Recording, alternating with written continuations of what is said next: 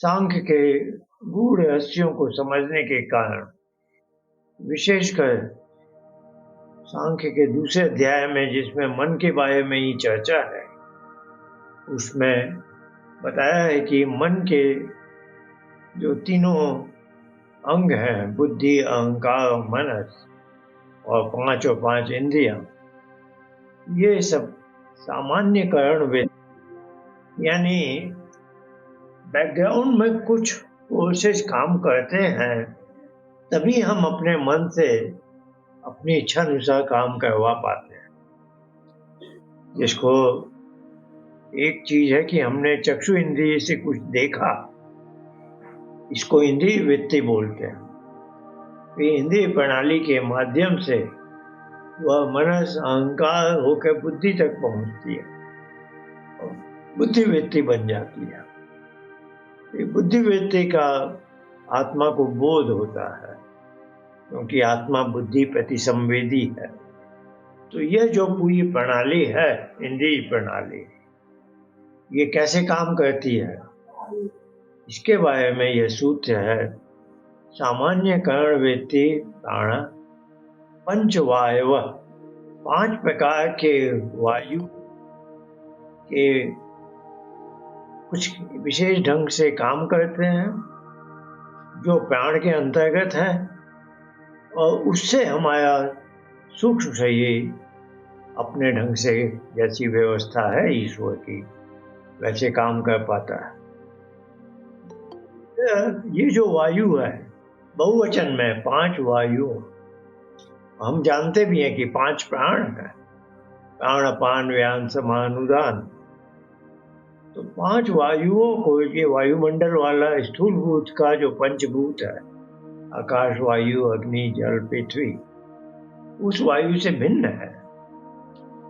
इसी सूक्ष्म वायु के बारे में महर्षि दयानंद वेद भाष्य में कई स्थलों पर सूत्रात्मा वायु शब्द का प्रयोग, और ऋग्वेदादि भाष्य भूमिका में भी एक अध्याय है सृष्टि उत्पत्ति से संबंधित, जिसमें यजुर्वेद के 31वें अध्याय के मंत्रों का उल्लेख है, जो पुरुष अध्याय भी कहा जाता है।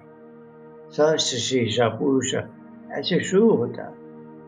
उसके भी एक मंत्र में महर्षि दयानंद ने सूत्रात्मा वायु लिखा है। तो ये जो सूत्रात्मा वायु है, यह सूक्ष्म जगत का, अब सूक्ष्म जगत के पदार्थ वो माने जाते हैं जिनकी इंद्रिय वृत्ति बन ही नहीं सकती, भले ही आप उनको कितना ही मैग्नीफाई कर लें, आधुनिक से आधुनिक माइक्रोस्कोप से उस छोटे सूक्ष्म पदार्थ को देखना संभव ही नहीं है। यही उसकी परिभाषा है, उसकी इंद्रिय वृत्ति बन ही नहीं सकती। और साइंटिस्ट भी जानते हैं, साइंटिस्ट भी सूक्ष्म जगत के पदार्थों को हम यदि सब एटॉमिक पार्टिकल्स कहें तो कोई गलत बात नहीं होगी। और हाई स्कूल से ही हम इलेक्ट्रॉन, प्रोटॉन, न्यूट्रॉन से परिचित हैं। इनको किसी ने देखा नहीं है, इनका प्रभाव दिखता है एक तरह के स्पेक्ट्रम में। तो उसकी वेवलेंथ से हमारे साइंटिस्ट बताते हैं कि ये पार्टिकल संभवतः इस प्रकार का है, इसकी मात्रा है, इस वेवलेंथ से ये अपनी ऊर्जा का संप्रेषण कर रहा है, जिससे एक विशेष प्रकार से प्रकाश निकलता है, एक विशेष वेवलेंथ रखता हुआ। तो ये सब बातें सांख्य में हैं। तो बेंगलोर बहुत अच्छा स्थल है भारत की, यदि कहें तो आधुनिक जो क्रांति आई है डिजिटल और फिर इंफॉर्मेशन टेक्नोलॉजी की, और अब AI, आर्टिफिशियल इंटेलिजेंस की बात चल रही है, तो भारत के अधिक से अधिक इंजीनियर, वैज्ञानिक बेंगलोर में हैं, काम करते हैं। और यहाँ अच्छी अच्छी संस्थाएं भी हैं। इंडियन इंस्टीट्यूट ऑफ साइंस है, जो पहले टाटा इंस्टीट्यूट कहलाता था, और वहाँ एक विशेष केंद्र है, सेंटर फॉर कॉन्शियसनेस। और भी यहाँ अनेक संस्थाएं हैं जो साइंस पर काम करती हैं।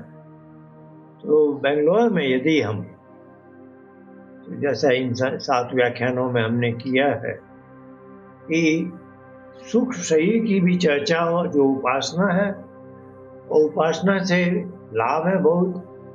महर्षि दयानंद ने एक स्थल में लिखा है सत्यार्थ प्रकाश में, उपासना का क्या लाभ है कि हमारे गुण कर्म स्वभाव ईश्वर के जैसे हो जाते हैं। ये एक बहुत बड़ी बात है कि हम क्वालिटेटिवली ईश्वर जैसे हो सकते हैं। इससे बड़ी आदर्श की तो हम कल्पना भी नहीं कर सकते। और भी अनेक लाभ हैं। इस सत्यार्थ प्रकाश में महर्षि दयानंद ने उपासना के लाभ में यह भी कहा है कि हमारे सामने जीवन में दुख तो आते ही हैं, पर पर्वत के समान दुख भी हमें विचलित नहीं कर पाता। इतनी हमारे अंदर सामर्थ्य आ जाती है, दुख का हम सामना कर सकते हैं और दुख से विचलित हुए बिना जीवन जी सकते हैं। नहीं तो छोटे मोटे दुख से ही मनुष्य हिल जाता है। और दयानंद ने लिखा है, पर्वत के समान दुख भी हमें विचलित नहीं कर सकता। और इसके बाद एक छोटा सा वाक्य लिखते हैं, यह क्या कोई छोटी बात है। तो ऐसे आयुष्मान इंदिरा नगर और आयुष्मान मायाथली जिसके सौजन्य से ये बाद के 3 व्याख्यान हो रहे हैं, तो दोनों तीन व्याख्यानों की ये जो श्रृंखला है, एक सूक्ष्म शरीर से संबंधित थे कि हमें उपासना लाभ हो, उपासना में सफलता मिले और उससे हर मनुष्य लाभान्वित हो सकता है। इसमें साइंटिस्ट भी लाभान्वित होंगे। और फिर बेंगलोर से यदि हमने काम करके दिखाया तो कुछ साइंटिस्ट भी सांख्य आदि के गंभीर अध्ययन में रुचि लेंगे कि उसमें सूक्ष्म तत्वों की इतनी चर्चा है। और महर्षि दयानंद सत्यार्थ प्रकाश के अष्टम समुल्लास में लिखते हैं कि कुल मिलाकर 300 सब एटॉमिक पार्टिकल है। ये संख्या तो किसी को भी आश्चर्यचकित कर देगी। 60 गुणे, क्योंकि पंच तन्मात्र तो है ही। ये 5 की संख्या का तो उद्गम हमारी 5 बुद्धिंद्रियों से, ज्ञानेंद्रियों से होता ही है, किंतु प्रत्येक इंद्रिय के पंचभूत, 5 पंचभूत है, आकाश, वायु, अग्नि, वायु, वैसे ही पंच तन्मात्र हैं जो कि सूक्ष्म जगत है। और एक एक के साथ 60 तरह के छोटे छोटे कण हैं। तो आज भी यदि हम साइंस की विधा में देखें तो इलेक्ट्रॉन, प्रोटॉन, न्यूट्रॉन तो हैं ही, बहुत सारे क्वार्क्स हैं और जीनोन और कई तरह के पार्टिकल की चर्चा हो रही है। और बहुत कुछ ही वर्षों पहले हिगिंस बोसोन की बात हुई। वो एक नया पार्टिकल इन्होंने खोज निकाला जिसको कभी कभी गॉड पार्टिकल भी बोलते हैं। और कुल मिलाकर मेरे ख्याल से 20-30 ये पार्टिकल, सब एटॉमिक पार्टिकल। और हमारे साहित्य में 300 पार्टिकल की बात हो रही है। तो इस तरह की चर्चा अब आर्य समाज की तरफ से साइंटिस्ट के साथ हो सकती है। तो कल भी मैं साइंस, रिलीजन और धर्म पर जब चर्चा कर रहा था, महर्षि दयानंद का युग था जब वो विभिन्न मतावलंबियों के साथ, जो रिलीजनों के रिप्रेजेंटेटिव हैं, ईसाई है, इस्लाम है, इन सब मतांतरों के प्रतिनिधियों से वार्तालाप करते थे। इसको शास्त्रार्थ भी कहा गया। चांदपुर शास्त्रार्थ हम सब ने सुना है उनके जीवन में। और ये शास्त्रार्थ प्रणाली बाद में ये परिपाटी आर्य समाज ने आगे भी चलाई महर्षि दयानंद के जीवन काल के बाद। और आर्य समाज का यह शक्ति थी, आर्य समाज में ज्ञान प्रवाह की, शास्त्रार्थों में उसने बहुत सफलता पाई। और शास्त्रार्थ को हम जय पराजय की दृष्टि से न देखें तो इसका शाब्दिक अर्थ भी है शास्त्र का अर्थ जानना।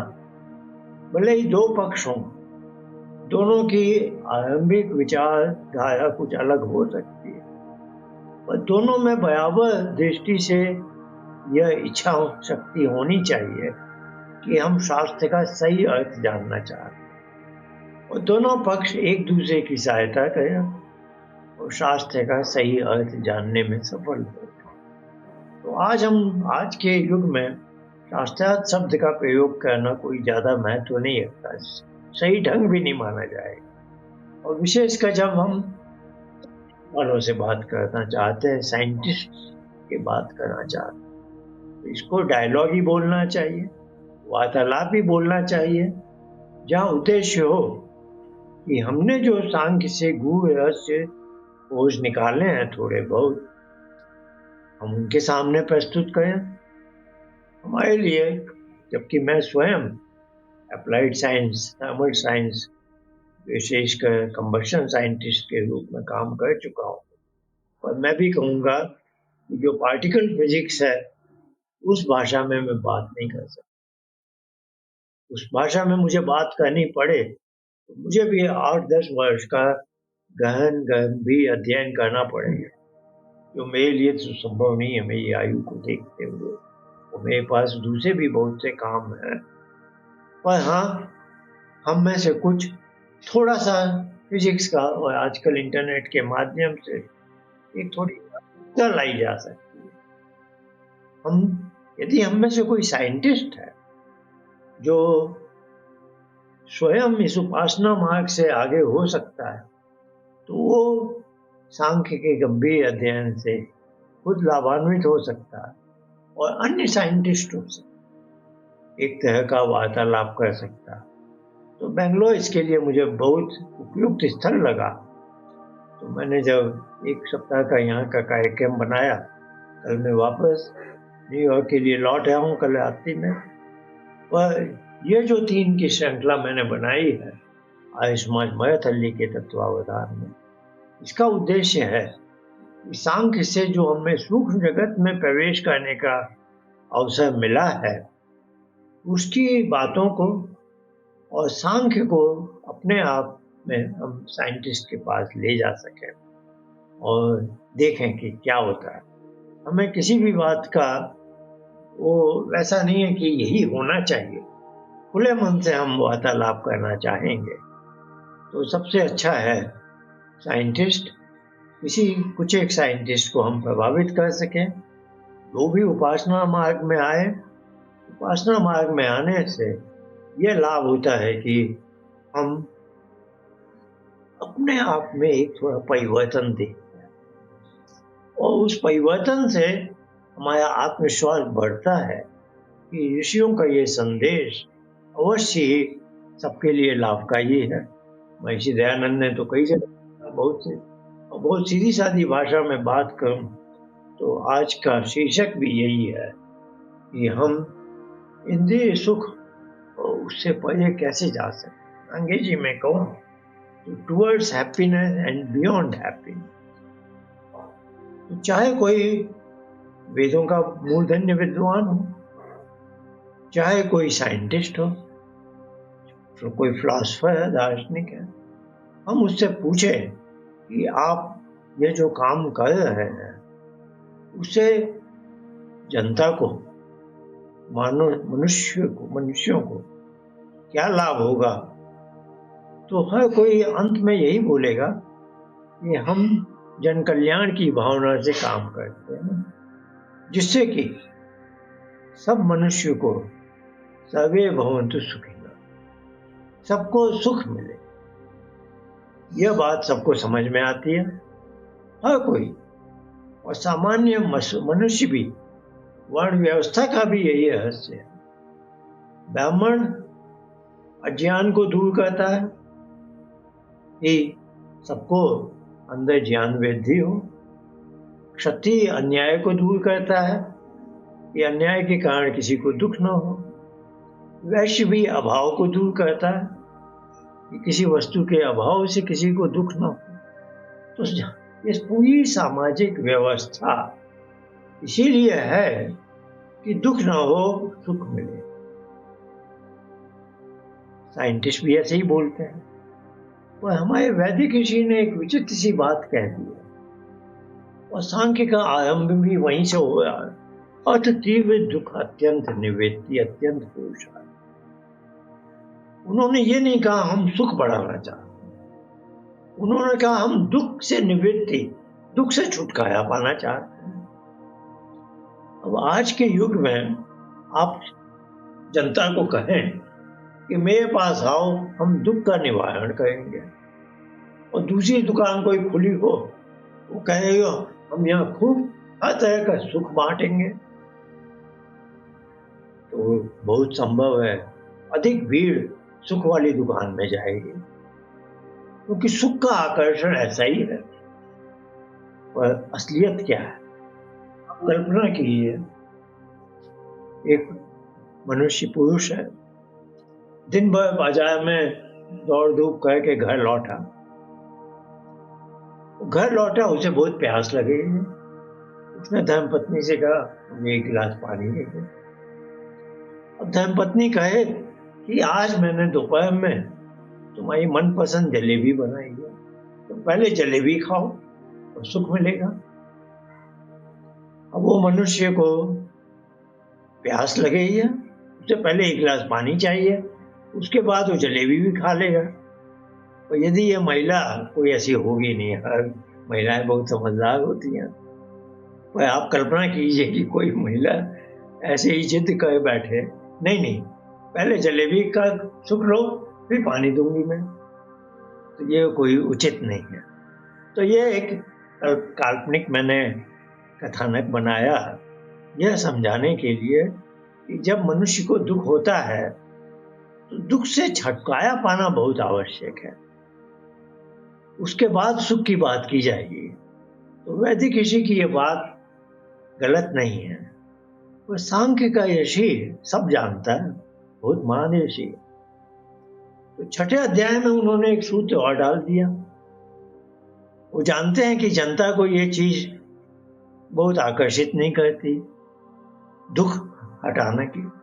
और पतंजलि ने भी यही कहा दूसरे अध्याय में, एयम दुखम अनागतम। उनकी सारी फिलॉसफी का आधार ही है कि जो दुख आने वाला है, आसन्न है, उससे छुटकारा कैसे पाना है। तो एयम दुखम अनागतम की चर्चा करें तो वो तो कहते हैं पिछले दुख के बारे में सोचना ही मूर्खता है। ये भी एक बहुत बड़ा पाठ है, यदि हम इसको ग्रहण कर लें तो 50% दुख तो यहीं खत्म हो जाएंगे। क्योंकि ज्यादातर मनुष्य, सामान्य मनुष्य, पिछला दुख जो साल भर, 2 साल, 10 साल, 20 साल पहले आया, उसको याद करके होता है और आज दुखी हो रहा। पतंजलि ने तो एक झटके से जो पास्ट है उस दुख की तो विचार करना ही मूर्खता है, वो तो चला गया। अब आज उसका विचार करके क्यों दुखी होते हो, ये तो कोई बुद्धिमानी की बात नहीं। तो जो अनागत है, जो अभी तक आया नहीं है और आ सकता है, तो पहला तो ये है कि कुछ घंटों के बाद भूख लगेगी, सबको मालूम है। कुछ घंटों के बाद भूख लगेगी, और भूख का भी एक दुख होता है, उसके लिए कुछ प्रयत्न करो। भी बड़े बड़े दुख भी आते हैं, कभी क्या हो सकता है, कभी क्या हो सकता है।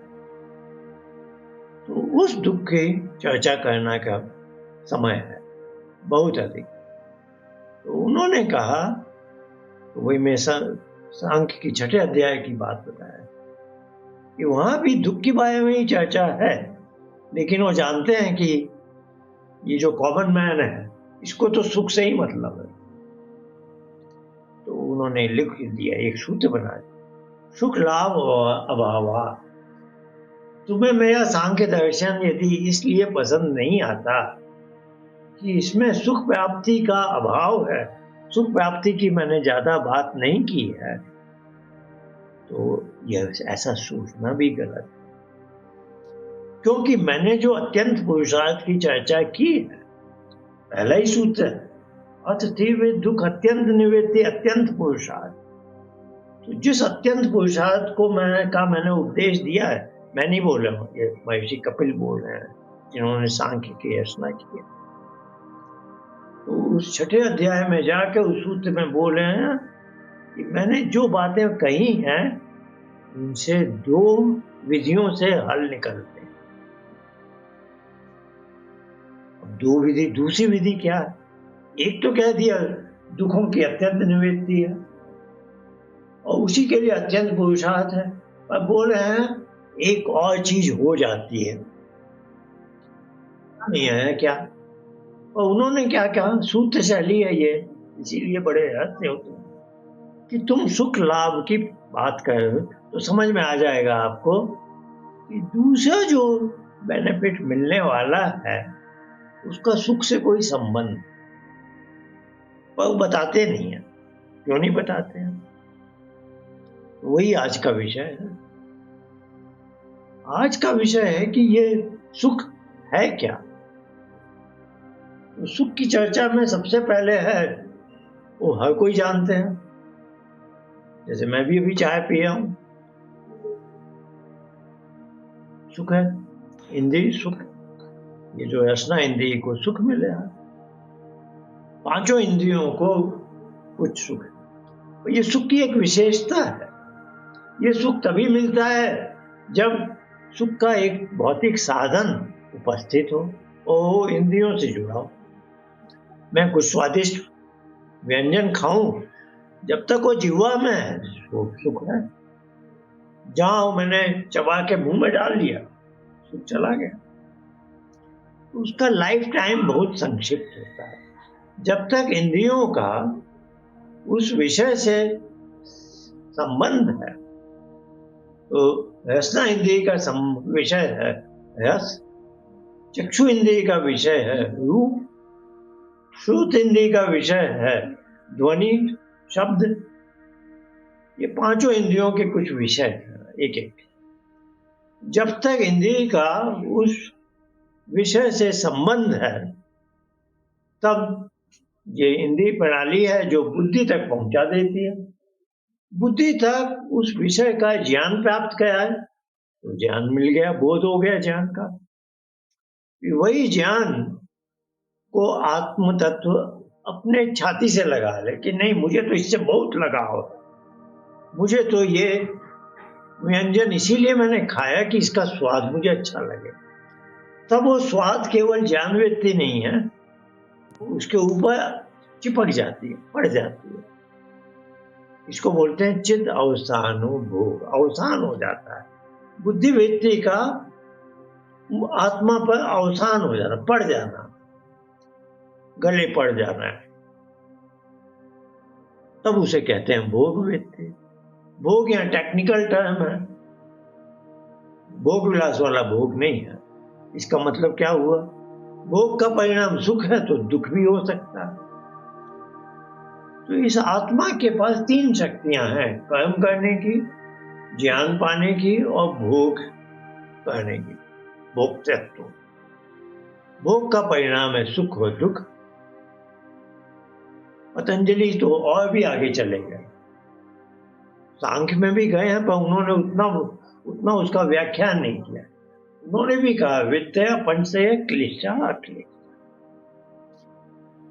वह महर्षि पतंजलि योग दर्शन में ये सूत्र जैसा का तैसा लिखा हूं, जैसा सांख्य में वैसा ही लिख दिया, लेकिन दूसरे अध्याय में क्लेश की लंबी चौड़ी व्याख्या करे। क्लेश में पहला गिना दिया अविद्या, और अविद्या में बता दिया कि नित्य पदार्थ को अनित्य पदार्थ को नित्य समझना, अशुचि को शुचि समझना। तीसरी बात बड़ी विचित्र कह दी, दुख को सुख समझना। दुख को सुख समझना अविद्या। तो उन्होंने तो सभी मनुष्यों को एकदम ही साइडलाइन कर दिया, क्योंकि हम जिस चीज को जब भी सुख समझे, पतंजलि बोल रहे हैं ये असल में दुख है, तुम इसको सुख मान रहे हो। तो पतंजलि ने तो एकदम ही दुख और सुख की एकदम गंगा ही बहा दिया अलग तरह से। हम उनको नकार तो नहीं सकते। और उन्होंने बाद में और भी अच्छे अच्छे सूत्र लिख के हमें समझाया है कि हम दुख को सुख कैसे मान लेते हैं, और इसीलिए हमारे जीवन में दुख बढ़ते ही जाते हैं। तो ये बात मैंने शुरू की है बहुत पहले से कि साइंटिस्ट क्या कह रहा है, साधारण लोग, ये नेता लोग भी जब वोट मांगने आते हैं सब बोलते हैं हम आपके सुख बढ़ा देंगे, और हमारे ऋषि क्या बोल रहे हैं कि सुख में दुखी है, और दुख से छुटकारा पाना हमारा उद्देश्य होना चाहिए, समझ होनी चाहिए। तो मैंने आपको कहा भोग का परिणाम है सुख और दुख। तो हमारे ऋषियों ने तो एकदम ही कि वही चोट मार दी कि ये जो बुद्धि वृत्ति है, ज्ञान वृत्ति है, यह जो भोग वृत्ति बनती है, हम ये ऐसा बनने ही नहीं देंगे। तो उन्होंने कहा कि पशु भी ऐसे ही जीते हैं, कर्म ज्ञान भोग की 3 शक्तियों के आधार पर मनुष्य भी ऐसे ही जीने लगता है, ये गलत बात है। तो उन्होंने कहा कर्म ज्ञान भोग से रास्ता पलटो और कर्म ज्ञान उपासना का रास्ता अपनाओ। उन्होंने इसके पीछे एक बड़ा जबरदस्त तर्क प्रस्तुत कर दिया। उन्होंने कहा कि कर्म ज्ञान भोग से आप जी रहे हैं, दिन में सुख भी आते हैं, दुख भी आते हैं, आप अपना निर्वाह करते हैं, कोशिश करते हैं दुख दूर हो जाए, सुख के नए नए साधन आए। सारी दुनिया ऐसे ही चल रही है। और कितना ही कोई स्मार्ट हो, कितना ही कोई धनवान हो, कोई व्यक्ति इस संसार में नहीं है वो कहेगा कि मेरे जीवन में दुख नहीं है, या कोई ऐसा कह सके कि मैंने तो इतना बढ़िया इंतजाम कर लिया है कि मेरे जीवन में दुख आ ही नहीं सकता। कोई ऐसा कहेगा नहीं। कल को किसको स्ट्रोक हो जाए, कल को किसके हार्ट फेलियर हो जाए, कोई नहीं जानता, कोई नहीं कह सकता ऐसे, कोई समझदार व्यक्ति तो कह ही नहीं सकता। तो दुख तो बिना बिलाए आ जाते हैं।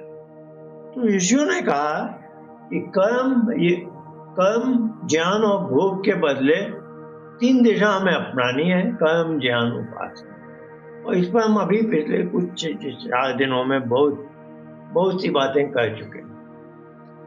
तो मैं सीधे ये सांख्य और योग दर्शन जो उपासना के महान ग्रंथ हैं, इनका निचोड़ रखना चाहता हूं, ताकि ये जन सामान्य में इसकी प्रस्तुति हो सके और सबको पसंद आए। तो जनता सुख की भाषा ही समझती है, तो हम सुख की भाषा में ही बात करेंगे। और मैंने कहा कर्म ज्ञान भोग से कर्म ज्ञान उपासना में किसी को डालने के लिए हमें उसे कुछ बताना पड़ता है, नहीं तो उपासना में किसका मन लगेगा। तो हम कहते हैं कि 24 घंटे में एक अवधि ऐसी है जब आपको अच्छा बहुत लगता है और दुख नहीं होता। क्या है वो? तो हम जानते हैं वो गाढ़ी स्वप्न रहित नींद है। गाढ़ी स्वप्न रहित नींद, इसको उन्होंने, क्योंकि ऋषियों ने उस पर बहुत खोज की, तो उसका एक नाम भी दे दिया। अंग्रेजी में मैं जानता नहीं उसका क्या नाम है, तो हम यही बोल देते हैं डीप ड्रीमलेस स्लीप। लेकिन संस्कृत में एक नाम है जो उपनिषद में, वेद में, सब जगह है, सुषुप्ति, स्वापीति। वो जीवात्मा स्व में चला जाता है, अपनी गुफा में अंदर चला जाता है, अपने मन जो बुद्धि अहंकार मनस का वो है समूह, उससे अलग हो जाता है पूरा। और जब सुषुप्ति से मनुष्य बहुत नैसर्गिक ढंग से बाहर आए, किसी ने उसको जगाया ना हो, तब वो अपने आप कहते हैं तब सुख से सोया। अब उससे पूछे हम, तुम्हें सुख कैसा था तुम्हारा? उस सुख की जिसकी तुम बात कर रहे हो, अनुभूति। आज मेरा वार्तालाप हुआ हमारे आयुष्मान इंदिरा नगर के आचार्य डॉक्टर अरुण देवी जी, वो भी कह रहे थे, हमारी यही चर्चा हो गई, वो अनुभूति क्या है जब हम चित्त से अलग होकर ईश्वर की गोद में होते हैं तो असंप्रज्ञात समाधि में। तो ये अनुभूति की बात है। सुषुप्ति में क्या अनुभूति है, आपने भी देखा है, उसे पाया है। देखना और पाना शब्द यहाँ लागू नहीं होया। तो जो भी है अनुभूति तो है, आपको भी है, मुझे भी है। आप किसी को कैसे बताएंगे कि सुषुप्ति में कैसा लगता है? और हाँ, जो दुख अत्यंत निवेदती है, दुख नहीं होते उस समय दुख से आपका कोई नाता नहीं है।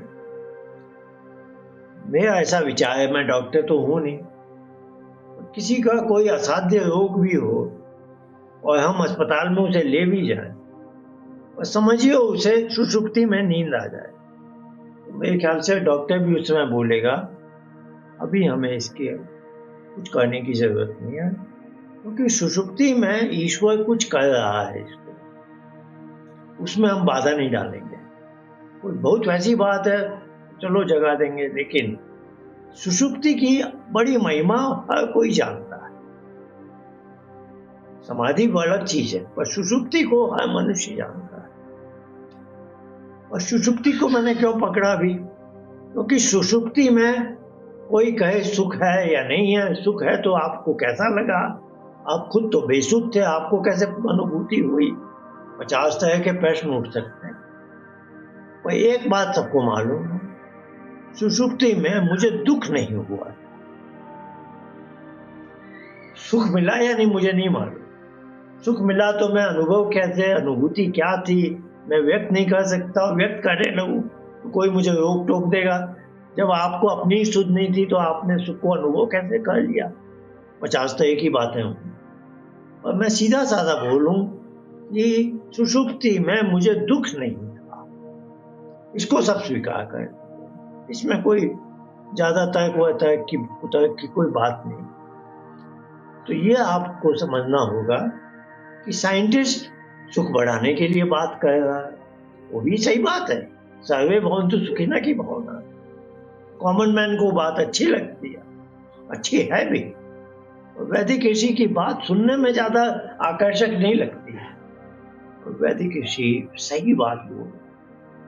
तो मैं आज बताया था, हमारा वार्तालाप हो रहा था डॉक्टर अरुण देव जी, तब हमने कहा अनुभूति का नाम महर्षि दयानंद ने उसको एक तरह से वर्णन किया, क्या? परमेश्वर के आनंद स्वरूप भाव में मग्न हो जाना, महर्षि दयानंद ने लिखा। अब प्रश्न उठता है, सांख्य के ऋषि ने क्यों नहीं कह दिया कि अत्यंत दुख निवृत्ति और आनंद प्राप्ति? अब बताइए आप, उन्होंने क्यों नहीं लिख दिया? उन्होंने नहीं लिखा। अब कोई कहे कि भाई दयानंद ने गलत किया, यदि सांख्य वाले ने नहीं लिखा तो दयानंद, भाई दयानंद, हम आधुनिक काल में हम लोग सब अनपढ़, हमें कुछ भी मालूम नहीं, हमें समझाने के लिए लिख दिया। और अभी हम सांख्य के ऋषि की बात करते हैं, उन्होंने क्यों नहीं लिखा कि जो मैं अत्यंत पुरुषार्थ बोल रहा हूँ उसका उपदेश दे रहा हूँ? उन्होंने ये तो कहा टू फोल्ड बेनिफिट, द्वैविध्यात्, दो विधि से लाभ होंगे। एक विधि तो वही है दुख से अत्यंत निवृत्ति, और दूसरे का नाम नहीं लिया उन्होंने। क्यों नहीं लिया नाम? उन्होंने नाम इसलिए नहीं लिया कि जो वक्ता जो बोलता है ना, वो श्रोता को समझ में आना चाहिए। मैंने कहा ये कप है, ठीक है, मैं इसे कप बोल रहा हूं, आप भी समझ रहे हैं, तो वक्ता इसको बोलते हैं वाचक पद है। ये वस्तु है, वाच्य, इसका जो शब्द है वो प्याली है, कप है, जो भी बोल दिया हिंदी अंग्रेजी, आप भी जानते हैं, मैं भी जानता हूं। मैंने बोला मैंने एक कप चाय पी ली, आप समझ गए क्या पिया। अब ऋषि बोल रहे हैं कि ऋषि तो महान है, उन्होंने तो आनंद को अनुभव किया, मैंने तो नहीं किया। अब वो मुझे बोले आनंद मिलता है, मुझे क्या समझ में आया? फिर मैं उनसे पूछूंगा भाई थोड़ा तो बताओ ये आनंद होता क्या? नहीं, तो ये आनंद पद क्या कहलाता है हमारी भाषा में? अनिर्वचनीय, जिसको इनडिस्क्राइबेबल। तो उन्होंने पद 3 प्रकार के बना दिए, सत असत अनिर्वचनीय।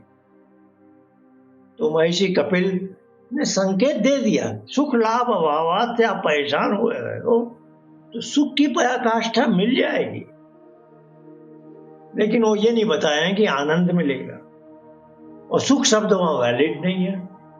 अभी आपको मैं समझाता हूं। जैसे जैसे आपके जीवन में उपासना मार्ग में आप उन्नति करेंगे, सुख शब्द छूटता जाएगा। क्यों? तो सबसे पहले हमने बोला, पहले कोटि का सुख है इंद्रिय सुख, जिसकी अभी थोड़ी चर्चा की कि हमारी इंद्रिय या इंद्रिय गोलक जो भी कह लीजिए, हम ज्यादा टेक्निकलिटी में नहीं जाए। और एक है ऑब्जेक्ट ऑफ प्लेजर, भौतिक साधन है जिससे मुझे सुख मिल रहा है। उन दोनों में संपर्क होना चाहिए, और जब तक संपर्क है तो सुख है। संपर्क टूटा तो सुख की लड़ी टूट गई। और क्या विशेषता? तो इसका लाइफ टाइम बहुत सीमित है। और एक बड़ी विचित्र विशेषता है, उस क्रम में मुझे फिर दुख की बात करनी पड़ेगी। दुख इतना महान होता है, बताइए, हम उससे पीछा नहीं छुड़ा सकते। दूसरी विशेषता क्या है इसकी? ये सब्जेक्टिव है। बताइए, कोई दुनिया में एक सुख नहीं है जिसको हर मनुष्य कहे कि मुझे सुख मिले। आपको 10-20 लोग बैठे हैं, आप चाय भी पिलाएंगे उनको, तो किसी को बिना दूध की चाहिए, किसी को चीनी नहीं चाहिए, किसी को ये चाहिए। सबकी पसंद अलग अलग है। एक तरह की चाय भी ऐसी नहीं है जो 20 लोग बोले हाँ मुझे ऐसी चाय पसंद है। तो दुनिया में कोई भी सुख का साधन आप सोच लीजिए, खोज लीजिए, जिससे हर मनुष्य को सुख मिलता। कुछ बातें हम खुल के बोल नहीं सकते, और बच्चों को उससे मतलब नहीं, आप समझ गए। नहीं तो वेस्टर्न लोगों ने सुख के लिए बहुत, वो तो पार्टियां बाजी करते हैं, वो लोग क्या क्या करते। मैं प्रिंसटन के एक प्रोफेसर ने कह दिया सबसे बड़ा सुख, बताइए, ये आज की सोच है जो मनुष्यों को दिशा दे रहे हैं बड़े बड़े प्रोफेसर। भाई किसी बच्चे का इससे मतलब है क्या? आप कैसे बोल रहे हो हर मनुष्य के? ये कोई यूनिवर्सल सुख हो सकता है क्या? देखिए, हमें बहकाने के लिए लोग क्या क्या बात करें, और ये बात आप समझ लीजिए, सुख है सब्जेक्टिव। कोई भी एक सुख साधन नहीं है जिसको सब पाके बोले मुझे इससे सुख मिलता है। लेकिन दुख तो एक लंबी सूची बन जाए। भूख का दुख, भूख लगे तो हर मनुष्य बोलता है मुझे दुख हो रहा। प्यास लगे तो हर मनुष्य बोलता है मुझे दुख हो रहा। दुख के तो बहुत सारे स्रोत हैं जो यूनिवर्सल हैं, सुख का एक भी नहीं है। तो ऋषियों ने जो बातचीत की है ऐसे ही काल्पनिक नहीं है, बहुत सोच समझ के बात करते हैं। हमें गहराई से समझना पड़ता है। ये अत्यंत दुख निवृत्ति से ही शास्त्र क्यों शुरू हुआ, अत्यंत सुख प्रवृत्ति से क्यों नहीं किया उन्होंने? बहुत सोच समझ के उनकी बातें होती हैं। तो मैं पहली शर्त, हम इसके अगेंस्ट नहीं है, और हम सुख को एक अलग ढंग से देखते हैं। जैसे मैं बाजार में जाऊं, फूल गोभी लेनी है मुझे, फूल गोभी उठाई, देखने में बहुत अच्छी है, चक्षु इंद्रिय ने अप्रूव कर दिया अच्छी, नाक ने सूंघा, कोई दुर्गंध नहीं है, नासिका ने भी कह दिया अप्रूव्ड। जब सब इंद्रियां अप्रूव कर देती हैं तो हम कहते हैं ये गोभी मैं ले जाऊंगा। इंद्रियों का जो अप्रूवल है वो इनेबलिंग है, आप समझ रहे हैं ना? इसका मतलब ये चीज की जा सकती, करना आवश्यक नहीं है। ये 5 वॉचमैन है, द्वारपाल है, हर द्वारपाल जांच करता है कि अंदर क्या जा रहा। सबको अपने स्वामी की सुरक्षा की चिंता है। जोर से आवाज आई, दिल्ली में विस्फोट हो गया अभी लाल किले के, जोर से आवाज आई, कान ने सुनी, कान अब श्रोत इंद्रिय स्वामी को बोले ये कोई वैसी अजीब सी घटना घटी है, देखो क्या हुआ। तो ये इंद्रियां हमारी सुरक्षा के लिए हैं, हमारे भले के लिए हैं। ये सुख दुख का चक्कर में हम फंसे हैं। असली काम इनका है अष्ट चक्र नव द्वार, ये द्वारपाल है।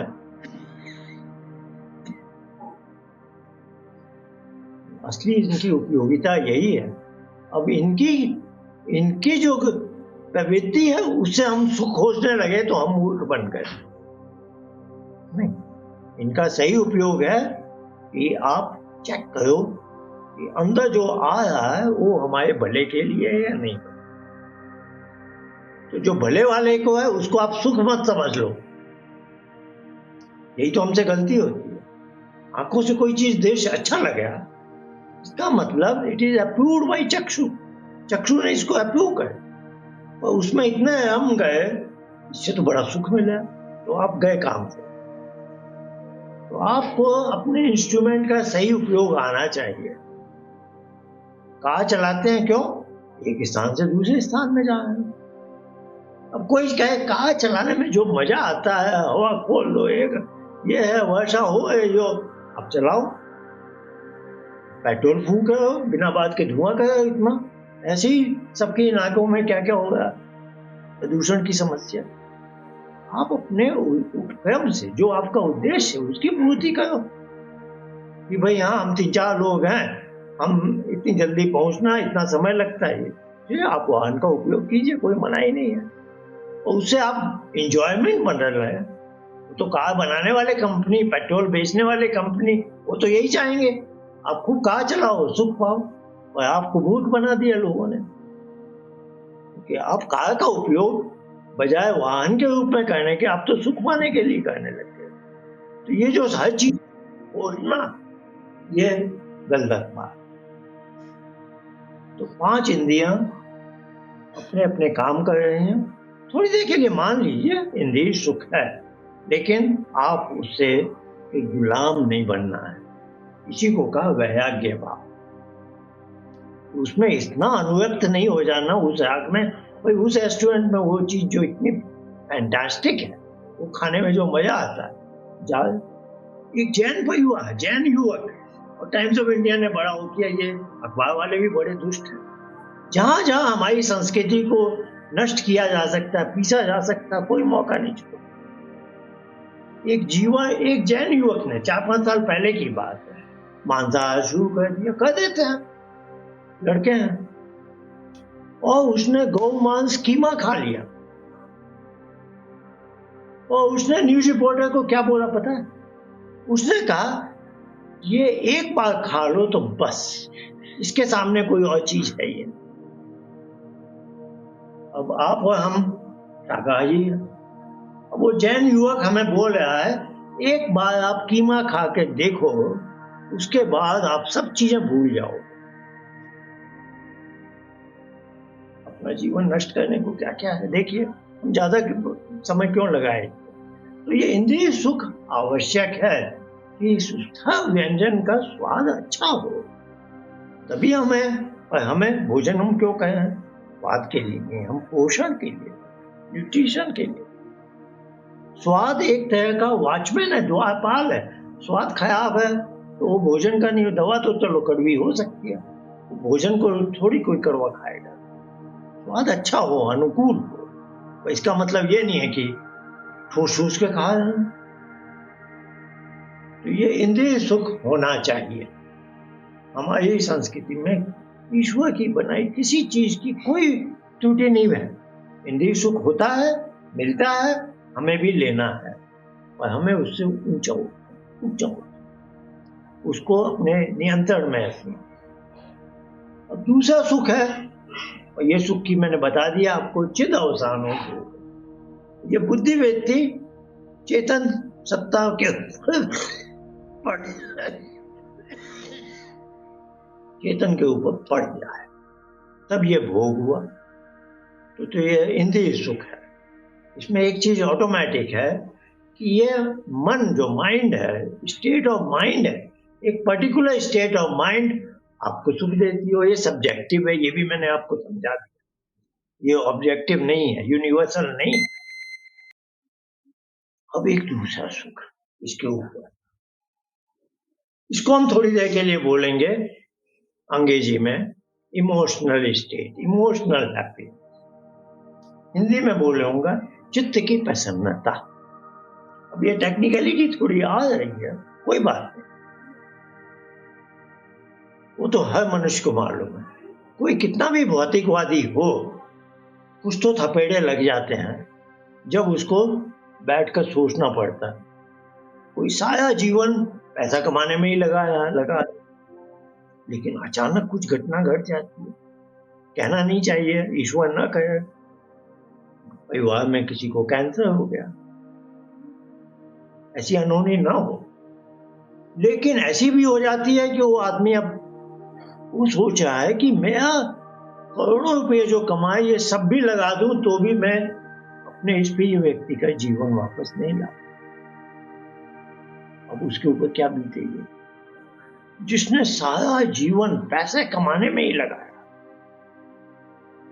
अब अचानक उसको पता चल रहा है ये सारा पैसा मिलकर उस व्यक्ति का स्वास्थ्य लाभ नहीं करा।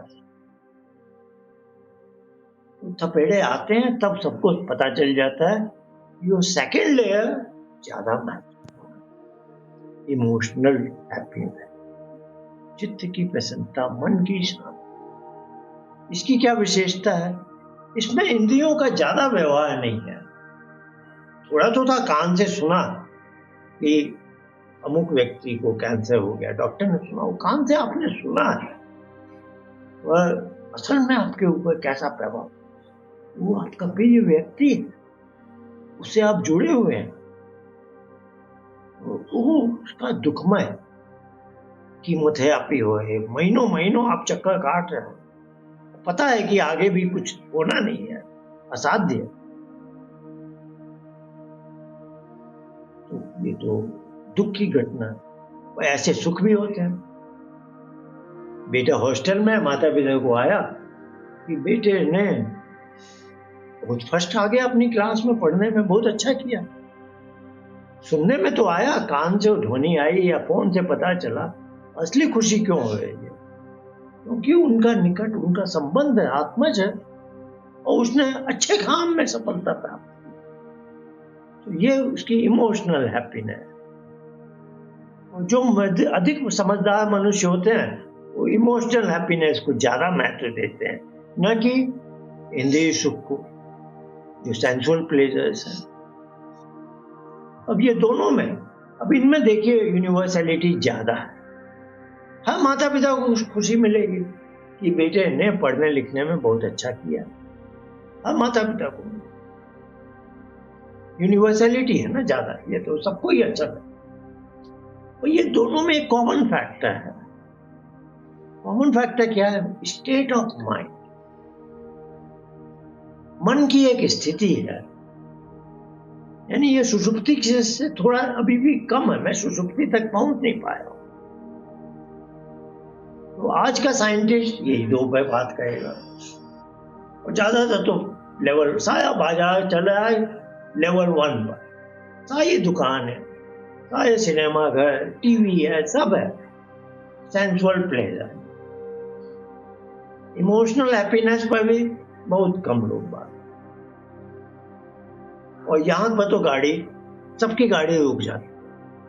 और अब हम साइंटिस्ट से डायलॉग करना चाहते हैं, साइंटिस्ट को अब हम पकड़ लेते हैं कि देखो सुषुप्ति तो होती है, और अब सांख्य के रहस्य हमने खोल दिए, अब आप भी अंतरंग योग में जा सकोगे, जाके देखो क्या होता है।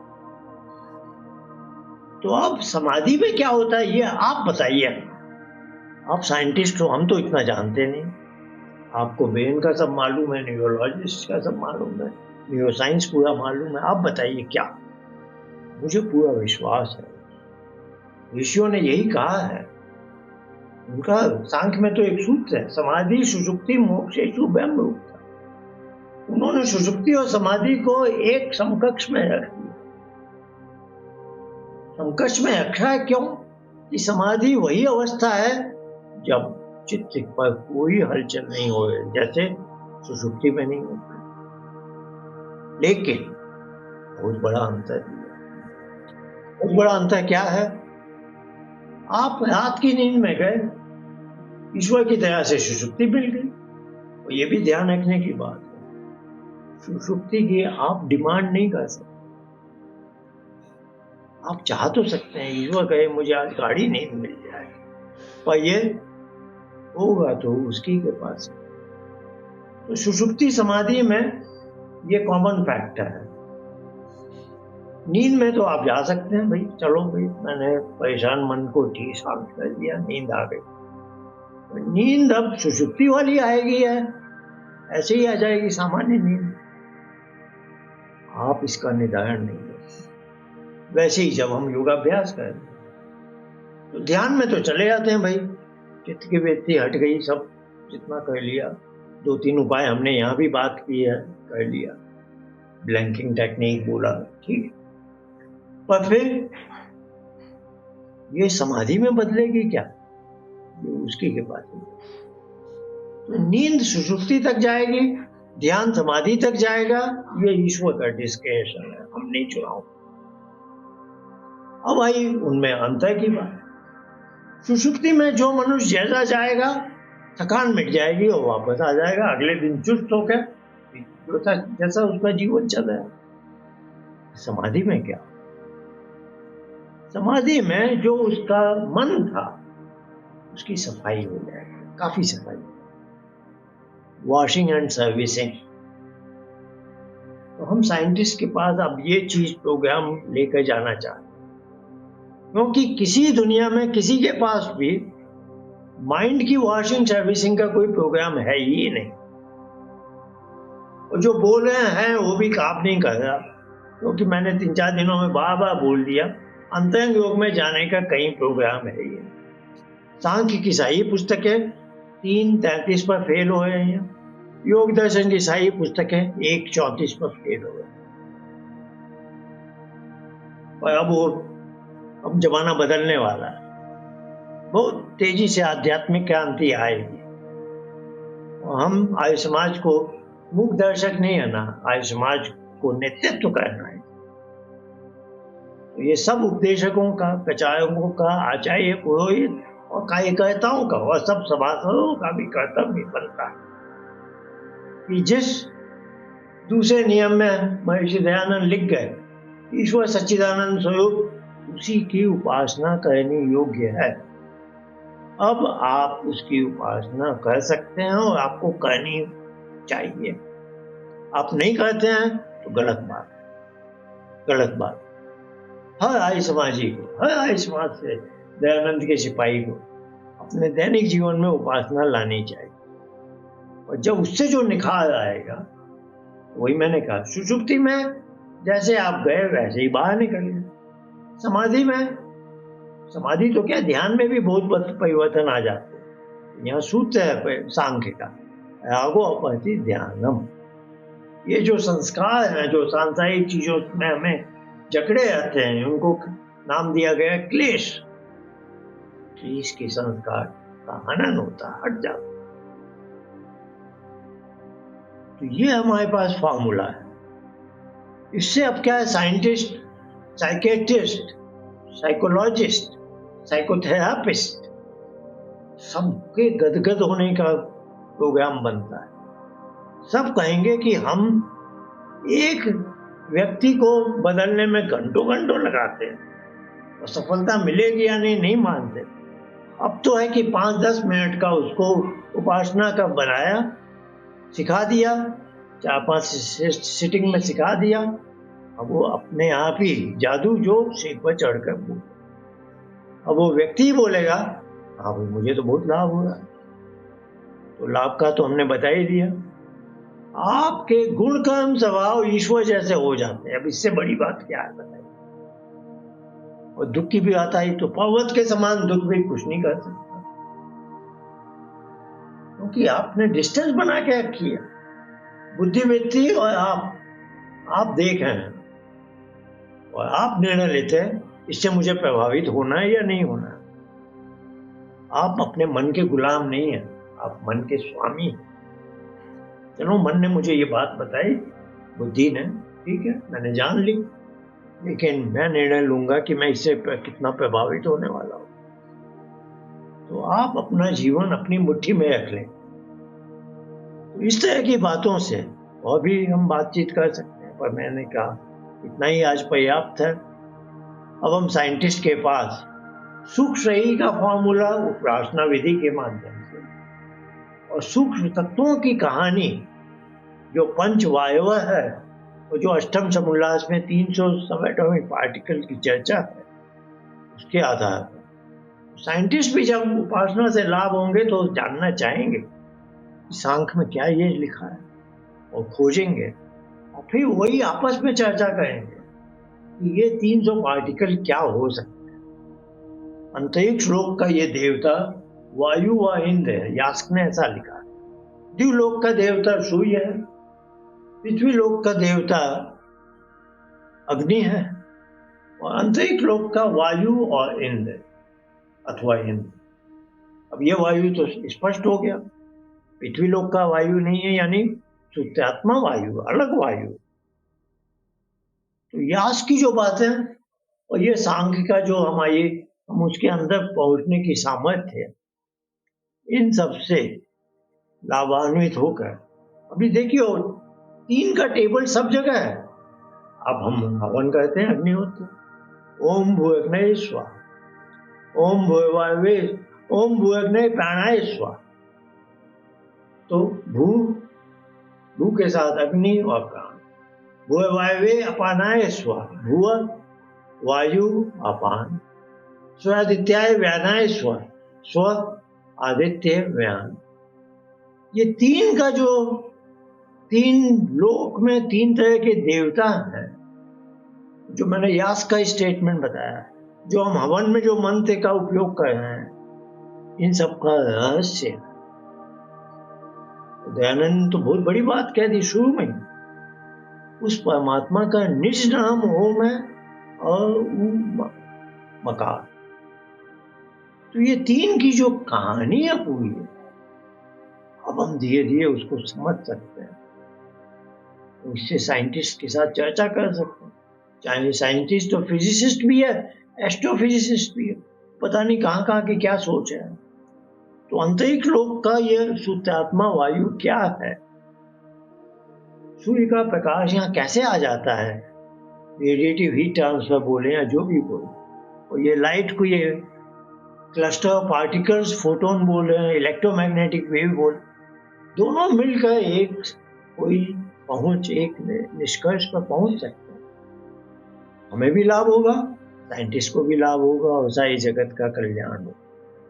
बहुत धन्यवाद। किसी को कोई प्रश्न हो तो अभी हम उठा सकते हैं, नहीं तो पहले मैं भूल नहीं करना चाहता, मैंने वचन दिया हुआ है कि हर सत्य में, हर व्याख्यान में कम से कम 2-4 मिनट का हम अभ्यास करेंगे ध्यान का, और कल समापन है तो वहाँ हम संध्योपासना का अभ्यास करेंगे। कल का सेशन आयुष्मान भारत दिल्ली में होना है, हाइब्रिड होना है, तो ऑनलाइन भी होगा और जो वहाँ उपस्थित होंगे वो भी होगा। तो आज मैं छोटा सा, ज़्यादा नहीं, 3 मिनट का अभ्यास करना चाहता हूँ। तो पहले मैं ब्लैंकिंग, कोई नहीं आए, पहली बार आए हो, तो जो सो कॉल्ड ब्लैंकिंग टेक्निक है, जिसके माध्यम से हम धारणा में प्रवेश करते हैं, उसका मैं थोड़ा आपको वर्णन करके बताना चाहता हूँ। इसका आधार है सांख्य का 3 अध्याय का 33वां और योग दर्शन का 1 अध्याय का 34वां सूत्र है। सांख्य में निरोध क्षयति विधारण अभ्याम, निरोध यानी श्वास प्रश्वास की जो गति चल रही है, जो ऑटोमेटिक है, प्राण, जैसे अभी मैं बोल रहा था, आप सुन रहे थे, हमें इस बात का ध्यान नहीं था कि सांस चले या नहीं, और वो चल रही थी। और सुषुप्ति में भी सांस चलती है, तो बैकग्राउंड में ईश्वर चलाता है, इसीलिए उसका नाम प्राण है, ईश्वर का भी नाम प्राण है। तो यह जो एक श्वास प्रक्रिया है जो चले तो मैं शरीर का उपयोग कर, वो बंद हो जाए तो मुझे शरीर छोड़ना पड़े। तो यह बहुत बेसिक चीज है बेसिक चीज परमात्मा ने अपने हाथ में रखी ताकि कहीं हम सांस लेना ही ना भूल जाए। तो ये सब ईश्वर की व्यवस्था बहुत अच्छी तरह से बनी हुई है। यहाँ 3 पद है, निरोध, छदन, विधारणा। निरोध क्या है? श्वास प्रश्वास की गति का निरोध करना। फिर छदन, मूलाधार से वायु को नासिका छिद्रों के माध्यम से बाहर फेंकना। फिर ध्यान रखने की बात, जब ये क्रिया पूरी हो जाए उस क्षण तुरंत अपने मन को यहाँ टिका लें, मूर्धा में, जहाँ पर आत्म तत्व और उसका सुख शरीर बैठा हुआ है, मूर्धा। तो मन को यहाँ टिकाया, जहाँ आपका छदन समाप्त हो, मूर्धा पर अपने मन को टिका लिया। श्वास के बारे में चिंता नहीं की कि अब श्वास लेगा कौन, बॉडी का जो ऑटोमेटेड फंक्शन है वो ऑटोमेटिक चलेगा। तो आप उस समय क्या पाएंगे कि चित्त पर कुछ भी नहीं है, जैसे सिनेमा हॉल का पर्दा खाली।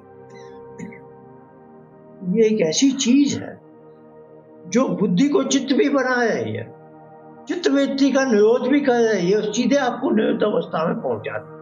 इतना आइए एक बार करके देखते हैं। श्वास को बाहर फेंकिए,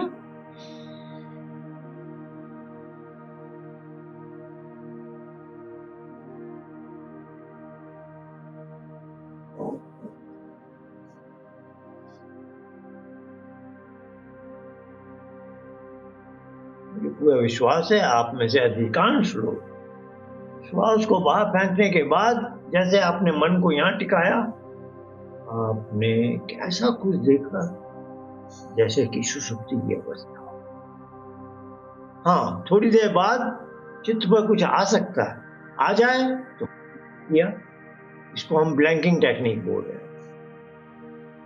अब एक और ब्लैंकिंग टेक्निक, क्योंकि दो से भी अधिक तरीके हो सकते हैं, हम 2 तरीके बताते हैं।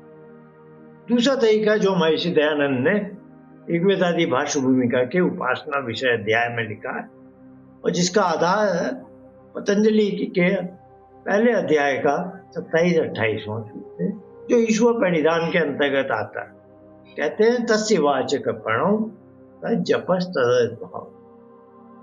प्रणव ध्वनि क्या है? ये तो वाचिक है, तो मानसिक बना के बोलेंगे, मन ही मन में बोलेंगे। मन में बोलना तो क्या, होठ भी नहीं हिलेंगे, मन ही मन इसका जप, ये ध्वनि का। तो इस तरीके से भी हम अपने चित्त को हटा सकते हैं, क्योंकि चित्त जब ओंकार जप में लग गया तो चित्त अब दूसरी कोई चीज तो लाएगा ही नहीं, ला ही नहीं सकता। वो तो एक समय में एक ही काम कर सकता है। तो ब्लैंकिंग टेक्निक ये वाली जो नंबर 2 है, ये भी जादू की तरह काम करे। तो आपके पास 2 उपाय हैं, आप जैसा चाहें वैसा। जैसे ईश्वर से लगाव है तो उनका जप कीजिए, आपको इसमें तरीका है निरोध छदन विधारणा अभ्याम में श्वास को बाहर फेंक कर मन को यहाँ टिका कर चित्त की एक अवस्था को प्राप्त करना। आपके पास दोनों विकल्प। 4 मिनट का टाइमर लगाया हूँ और मेरी आप सबसे हाथ जोड़कर विनती है कि इसका आप दैनिक जीवन में 2 बार नहीं तो प्रतिदिन 1 बार अवश्य इसका प्रयोग करें। और यदि आप संध्या करते हैं तो जो संध्या के मंत्र पाठ है, ओम शन्नो देवी से गायत्री मंत्र, तो गायत्री मंत्र के बाद ये उपासना का मॉड्यूल है। ये मैं 4 मिनट का टाइमर लगा के, तो आप जान गए हम 3 बार